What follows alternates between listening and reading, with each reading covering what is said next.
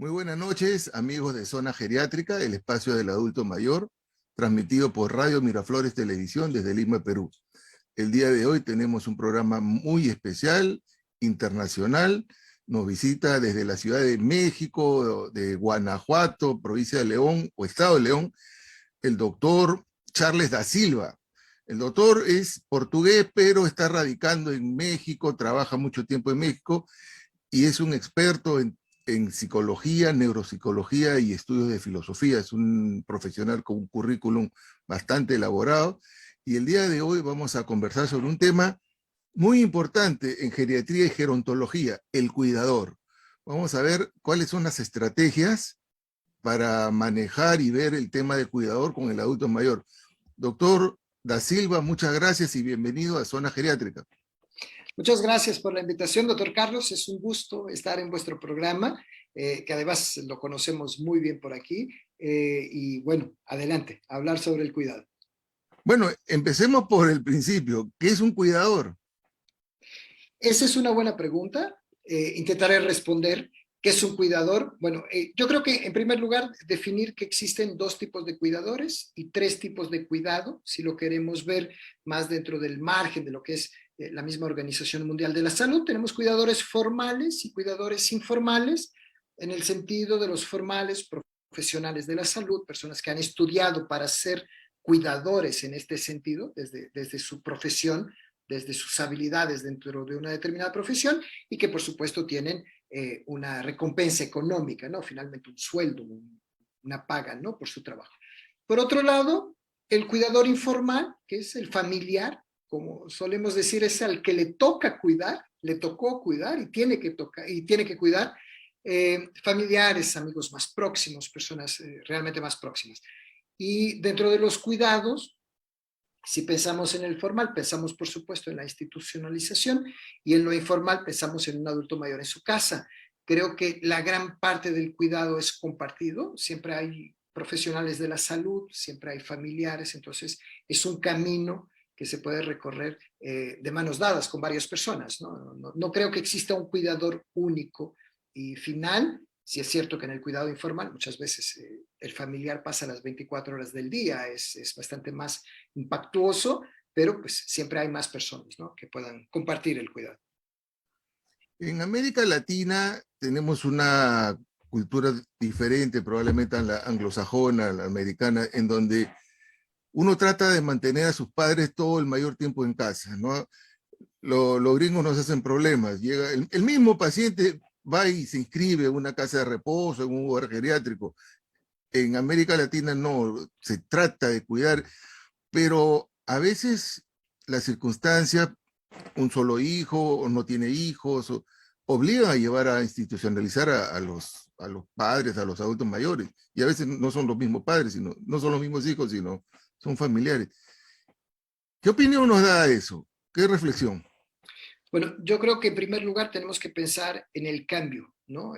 Vivimos en un mundo globalizado, donde ya tenemos un problema importante, que es los hijos tienen que emigrar para trabajar, y no todos los países asumen leyes que permitan al hijo extranjero en otro país recibir a su familiar para poder cuidarlo, ¿no? Muchas veces tienen que salir del país.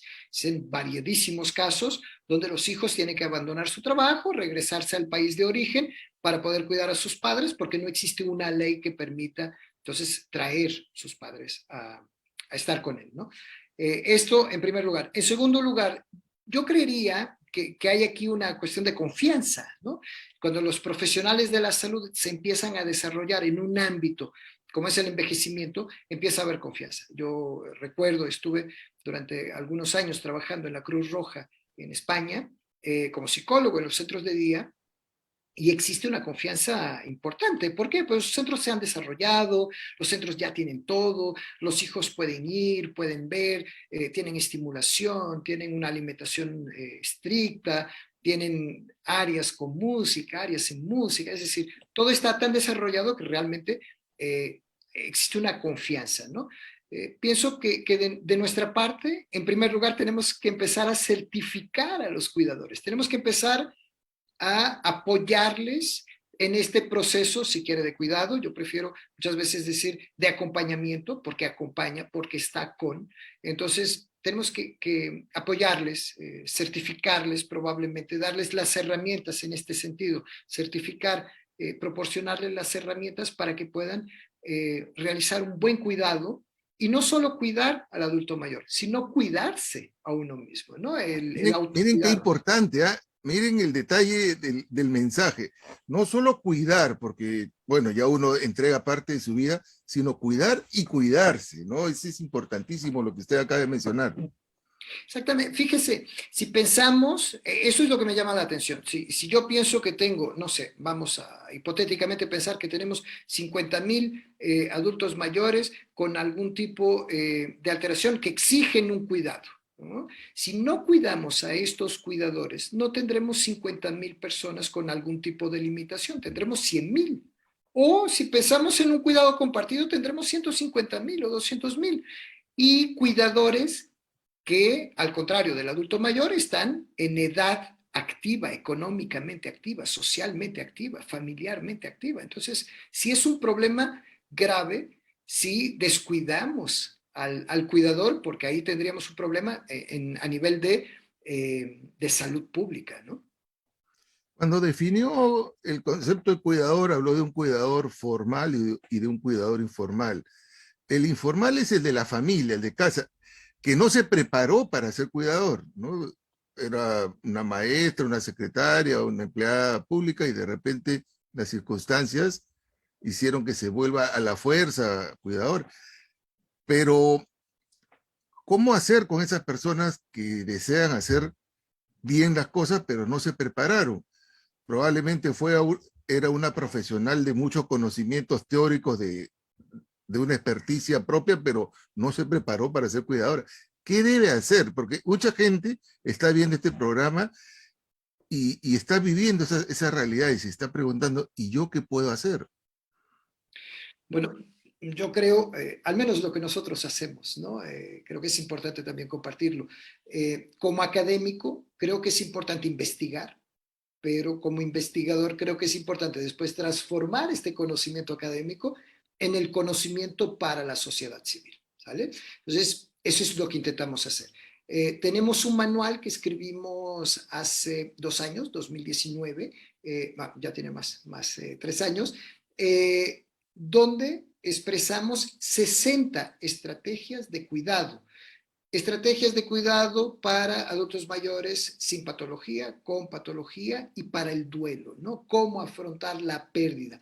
En ese momento entrevistamos 4,500 adultos mayores, 4,500 cuidadores y entonces armamos toda una estructura y hicimos este manual, ¿no? Y normalmente cuando salimos a conferencias, a talleres, etcétera, lo que hacemos es pasar estas estrategias, que son las estrategias que pueden, estrategias psicológicas, por supuesto, de cuidado, que pueden ayudar al familiar, desde el familiar hasta el médico. Es decir, estamos hablando de comunicación asertiva, aprender a decir que no, gestión de tiempo, etcétera. Bueno, el tema de hoy es precisamente las estrategias que hay que ofrecerle y recomendarle al cuidador para que cuide a un adulto mayor. Definitivamente no vamos a poder desarrollar las 60 estrategias, pero nos puede dar las principales. Y aparte de eso, ese libro está en alguna librería, en algún PDF. ¿Cómo se puede acceder a ese libro, a ese manual? En Perú existen 2 o 3 librerías, ahora no le tendría la información concreta, se la puedo hacer llegar, por supuesto. Ya, me la hace llegar y yo la transmito a los televidentes. Gracias. Muy bien. Muy bien, es una publicación de Manual Moderno, México, Colombia, entonces Manual Moderno, claro, es una exactamente. editorial muy grande de libros de la salud. Sí, sí, la conozco. Exactamente. Entonces se llama Ser Cuidador, estrategias para el cuidado, sobre todo este autocuidado para que las personas puedan cuidar. Nosotros entendemos que dentro de la psicología existen puntos fundamentales, como por ejemplo la comunicación asertiva, ¿no? Cómo comunicar con el adulto mayor. Eh, Creemos que existe, de todo lo que pudimos investigar, llegamos a la conclusión que los adultos mayores tienen un conocimiento tremendo, porque han vivido mucho, han experienciado mucho, tienen muchas vivencias. No es un conocimiento académico, pero es un conocimiento de vida tremendo, ¿no? Entonces, el cuidador generalmente más joven, pues tiene que tener estas estrategias precisamente para poder llevar de la mejor manera la situación a aquello que desea, que es el bienestar del adulto mayor, finalmente. Entonces, el tipo de comunicación, cuando hablamos de comunicación asertiva, por ejemplo, hablamos de cómo hablar con el adulto mayor. Cuando hablamos de situaciones patológicas, hablar pausadamente, hablar bajo, no complejificar la información, porque si una persona tiene alteraciones o de orden vascular o de orden neurodegenerativa, por supuesto que le va a costar mucho más entender una frase extensa con muchos pero, con muchas justificaciones, y lo idóneo es, por supuesto, hacer una comunicación más simplificada, ¿no? Ahora, nosotros venimos de una cultura paternalista y muchas veces los médicos tienden a atender una cultura paternalista hacia su paciente. Pero también los hijos se quieren volver padres de sus padres, que nunca se va a dar el caso. Concretamente, este mensaje va, ¿se le debe de decir la verdad de los diagnósticos a los adultos mayores? ¿Se les debe de ocultar los diagnósticos? Porque muchas veces o diagnósticos o circunstancias. Por ejemplo, se muere el hermano de un paciente o la hermana y los hijos me dicen, doctor, no le vaya a decir a mi mamá. Le digo, ¿pero por qué? Yo le digo, ¿pero por qué? No, pero es mi opinión. Ahora yo quiero la opinión de un experto. ¿Qué opina? ¿Se le debe de decir la verdad a un adulto mayor de malas noticias? ¿Y hay estrategias para dar las malas noticias? Sí, yo creo que todo se puede decir de la mejor manera posible, ¿no? O decirlo muy mal, depende de la estructura de cada uno, de la personalidad más bien. Entonces, todo se puede decir bien, yo creo que yo también estoy de acuerdo, completamente de acuerdo con usted. La información es importante, es decir, es ético informar a la persona, desde mi perspectiva, debemos informar. Ahora, existen situaciones que son complejas, ¿no? Por ejemplo, un paciente con una enfermedad neurodegenerativa de tipo Alzheimer, en un estado moderado a severo, decirle que falleció un hijo, pues por supuesto vamos a tener alteraciones importantísimas desde la perspectiva psiquiátrica. Es probable que alucine, es probable que, en fin, se genere una descompensación bioquímica importante. Porque los pacientes queda la idea que no entienden. Los pacientes entienden, es decir, los adultos mayores Claro, entienden, ¿no? totalmente. Y aunque sean momentos, sí los captan. Yo recuerdo, y solo para hacer el paréntesis, recuerdo en algún momento dos adultas mayores con Alzheimer ya bastante adelantado, ya moderado severo, eran las dos de Barcelona, estaban en Extremadura cuando estábamos ahí, y sale una noticia de un supermercado que había puesto en la basura comida que había sobrado y le habían puesto lejía encima para que nadie la tocara, ¿no? Y ellas empezaron a gritar y a llorar. Y estaban con un Alzheimer bastante avanzado y les preguntamos, bueno, las tranquilizamos, hicimos intervención en crisis, etcétera, y luego hablamos con ellas y les preguntamos. Y ellas nos comentaban los problemas que habían pasado en su juventud, el hambre que habían pasado y cómo lo habían recordado con una noticia. Entonces, Claro, miren qué interesante. Claro, esas ancianas probablemente hayan vivido la Guerra Civil Española y exacto, ese situaciones es. terribles. Exactamente. Entonces, para que tengamos esa noción, las personas entienden, tienen una fase degenerativa importante, pero cuando hablamos de cosas muy emocionales, es obvio que la estructura cerebral acaba por encontrar caminos, ¿no? Y la persona recuerda, y la persona sufre. Entonces, yo creo que hay situaciones muy extremas que debemos tener una preocupación especial. Ahora, cuando el paciente está bien, cuando el adulto mayor está en una fase de envejecimiento, hasta con un deterioro cognitivo leve, que lo tenemos todos, según los teóricos, a partir de los 40 años, pues no veo la razón por qué no decírselo, ¿no? Yo aprendí de mis pacientes una situación particular cuando los hijos le ocultaron el fallecimiento a una señora que había muerto su hermano. Y la señora le dolió mucho porque le dijo, ¿ustedes con qué derecho me han prohibido llorar a mi hermano, velar a mi hermano y enterrar a mi hermano? Yo he querido llorarlo, era mi derecho. ¿Acaso me voy a morir? Yo lo aprendí porque yo estaba, entonces Porque hay cosas que no están en los libros, pero uno va aprendiendo conforme va transcurriendo, ¿no? Ahora, dentro de cuidar a un adulto mayor, hay un concepto y yo quisiera que nos explique el estrés del cuidador. ¿A qué le llamamos el estrés del cuidador que constantemente se menciona? Bueno, nosotros intentamos hacer una clasificación primero de regulación emocional, que es estrés, ansiedad, depresión. Sabemos que el estrés y la ansiedad son impactos más momentáneos, la depresión ya es un proceso más tardío muchas veces del efecto que genera el estrés y la ansiedad, y el burnout, ¿no? Creo que son los 4 factores fundamentales. Yo veo el estrés del cuidador precisamente como vemos el estrés de las personas, ¿no? Le llamamos el estrés bueno y el estrés malo. El bueno es el que se adapta y hace con que nos adaptemos a las situaciones de peligro, sobrevida, etcétera. Y el malo es aquel que está constantemente activándose sin haber una necesidad o sin haber una razón, ¿no? Por la cual a veces a los cuidadores les intentamos hacer las analogías, ¿no? Esto es un corazón, por ejemplo, es como una máquina, ¿no? Tienes un tiempo más o menos de vida. Ahora, hay unos corazones que duran menos, pues a lo mejor porque se activan tanto, ¿no? El estrés es tanto, la activación es tanta, pues que se estropean, ¿no? Es como comprar una máquina para hacer jugos en casa y luego la metemos en una cafetería y en vez de 2 jugos por día hacemos 100, es decir, se tiene que estropear antes. Las piezas no están preparadas para sufrir un ritmo que no es natural. Entonces, yo creo que ese estrés es cuando la máquina empieza a activarse de una forma demasiadamente impactuosa para el cuidador.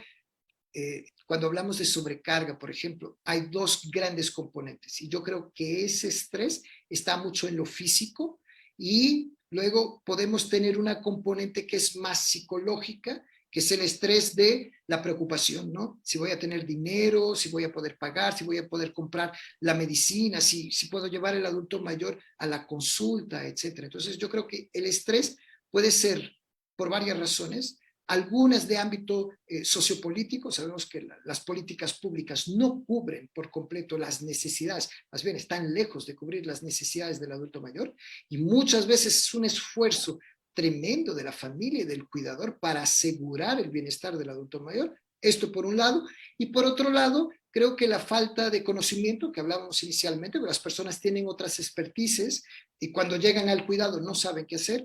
Esta falta de conocimiento puede generar en la persona, en una fase inicial, muchísimo estrés, ¿no? Es la cuestión, por ejemplo, de la gestión del tiempo. El día tiene 24 horas, punto final, es decir, no podemos hacer más que ello. Entonces, y tenemos que dormir 8 horas, tenemos que guardar al menos 4 horas para vestirme, ducharme, hacer el aseo, comer. Entonces, estas horas tienen que ser indispensablemente mías, además de horas del hacer, de tiempos de salida, etcétera, etcétera. Entonces yo creo que el estrés por aquí es donde toma a los cuidadores y luego empieza a hacer una desproporción en la regulación emocional y aparece una serie de problemáticas, tanto físicas como psicológicas, pero mayoritariamente psicológicas desde la perspectiva emocional. Pero usted ha dicho es cierto, ¿no? El día tiene 24 horas y no podemos ponerle 25 ni más.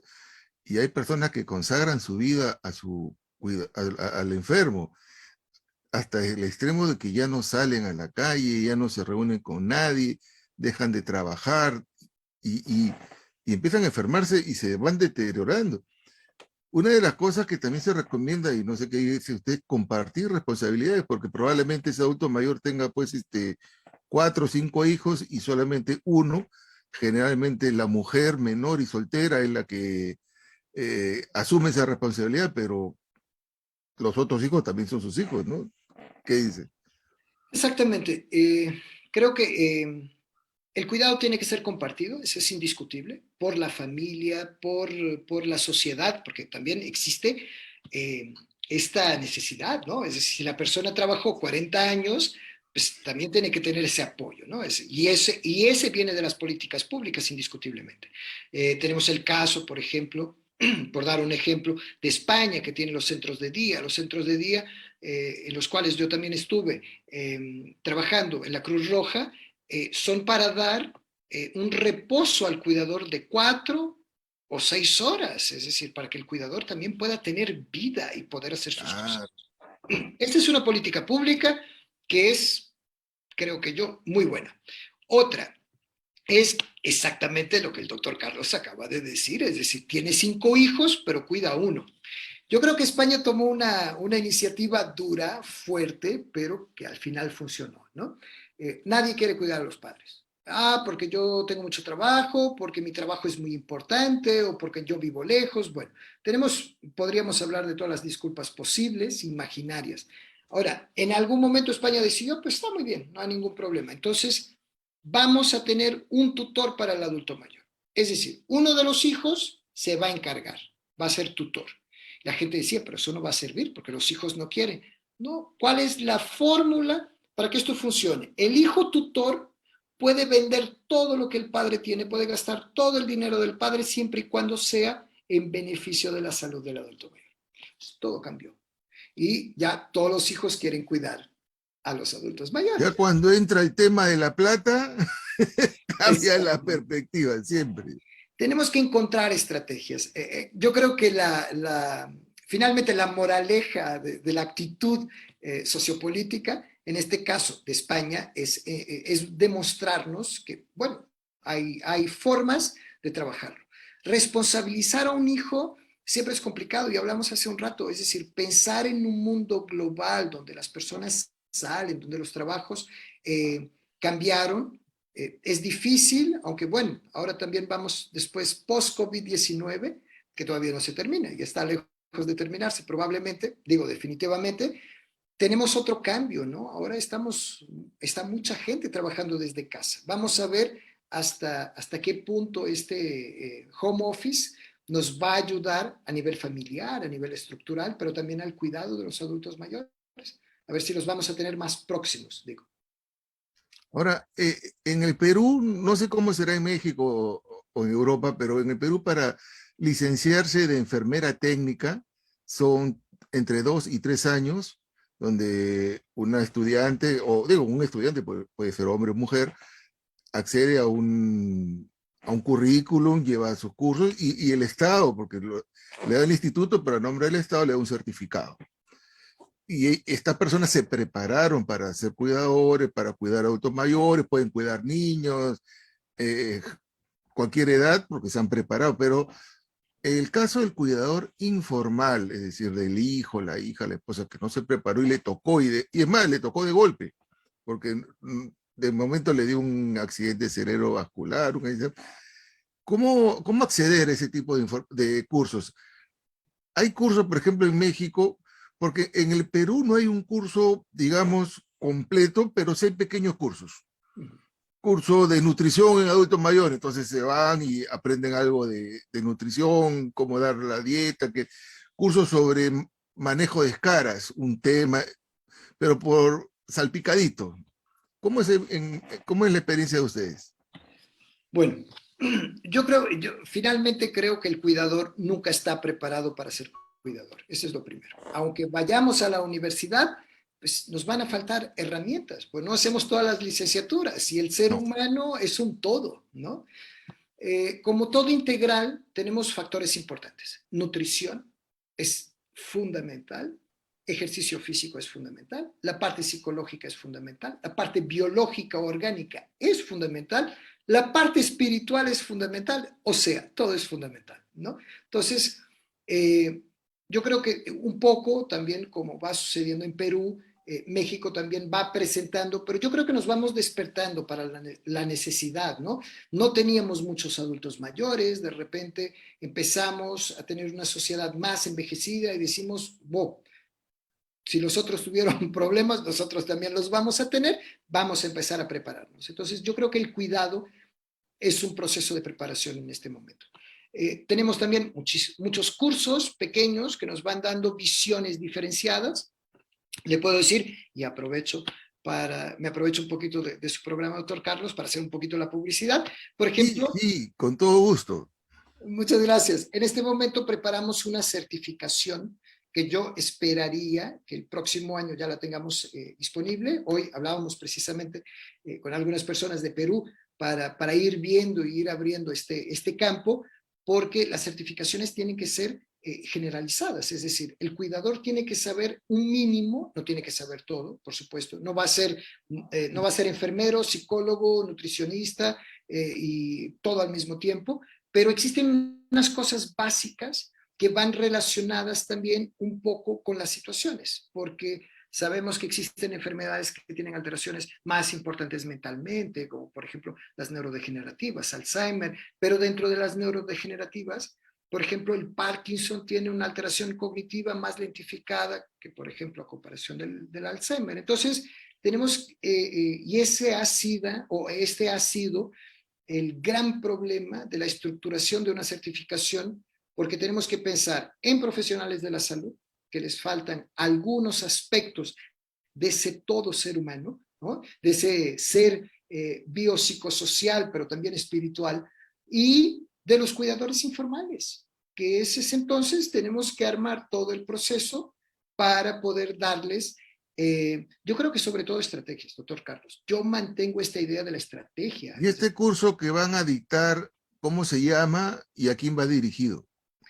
Nosotros estamos realizando la división de la certificación para profesionales de la salud y no profesionales de la salud. Queremos hacer algo que está muy relacionado con las teorías más de los años 50, relacionados con la psicología, que es el counseling, es decir, trabajar el ámbito emocional para que la persona esté preparada para estar con el adulto mayor, para acompañar al adulto mayor, ¿no? Para ser esta persona que en un determinado momento necesita de la supervisión de otro adulto. ¿Cómo hacerlo? ¿Desde qué perspectivas? Los nombres, lo que tenemos en este momento planificado es certificación para cuidadores, y esta certificación la estamos trabajando actualmente, o más bien estamos protocolando actualmente con Portugal, con Argentina y con Estados Unidos para que sea una certificación con amplio conocimiento. No queremos inventar nada, tampoco queremos ser los autores de nada, lo que queremos es realmente encontrar consistencia en lo que existe, hacer un trabajo de sistematización para que el cuidador pueda ejercer esta profesión tranquilamente. Es decir, no tiene que memorizar, no es una cuestión de memorizar conceptos o de memorizar procedimientos, no, es prepararlo emocionalmente.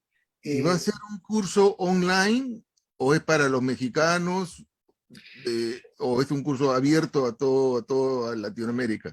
Sí, estará abierto. Nuestra idea es fundamentalmente un curso con un costo muy adaptado, como siempre los hacemos. Creemos que este es parte del proceso, ¿no? Compartir el conocimiento. Claro que todos vivimos, entonces siempre hay un valor que intentamos ajustar lo más posible para pagar profesores, pagar una serie de las plataformas, porque la tecnología es muy interesante, pero de repente nos Cuesta. cobran para tener privado, nos cobran para esto. Entonces, Claro, el Zoom cobra. El Zoom, si exactamente, uno se pasa los 40 minutos, te cortan la señal y se acabó.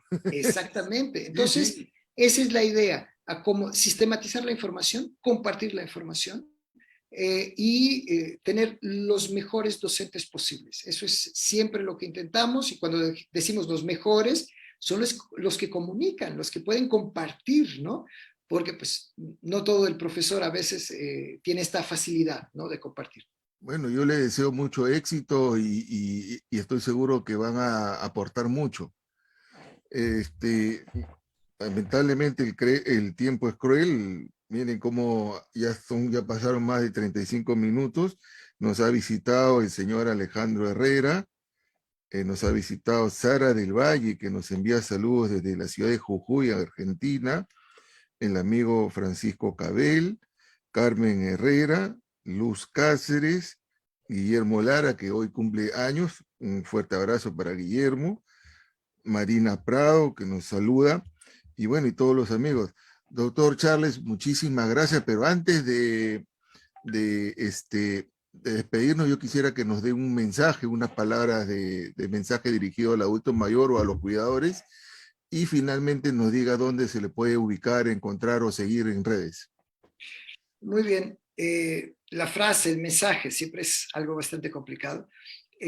Yo creo que sobre todo para los cuidadores, este sentido de la aceptación de un proceso que es natural, ¿no? De acompañar. Me gusta mucho, le comentaba, más que cuidar, acompañar en este proceso, en el proceso natural que todos ojalá lleguemos y podamos vivir tranquilamente.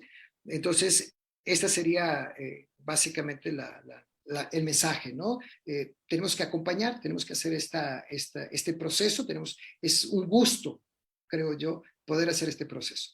La ubicación, nosotros tenemos la Escuela del Cuidado, es un grupo en Facebook donde compartimos muchísimas cosas.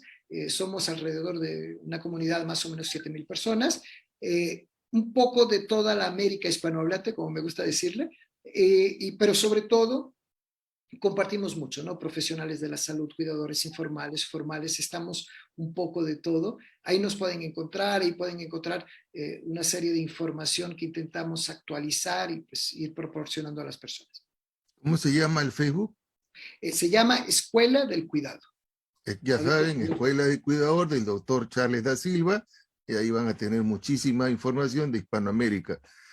Y ya saben, el concepto a mí también me está gustando mucho más, en vez de decir cuidar, acompañar. Cuidador, acompañamiento, ¿no? Porque también hay más una situación más íntima, más empática, más emocional. Doctor Charles, muchísimas gracias por haber transmitido su experiencia y conocimientos. Ojalá que nos conceda en el futuro otra entrevista para poder seguir conversando. Y amigos de Zona Geriátrica, eso ha sido todo por hoy. Nos vemos el próximo miércoles a esta misma hora. Muchísimas gracias. Muchas gracias.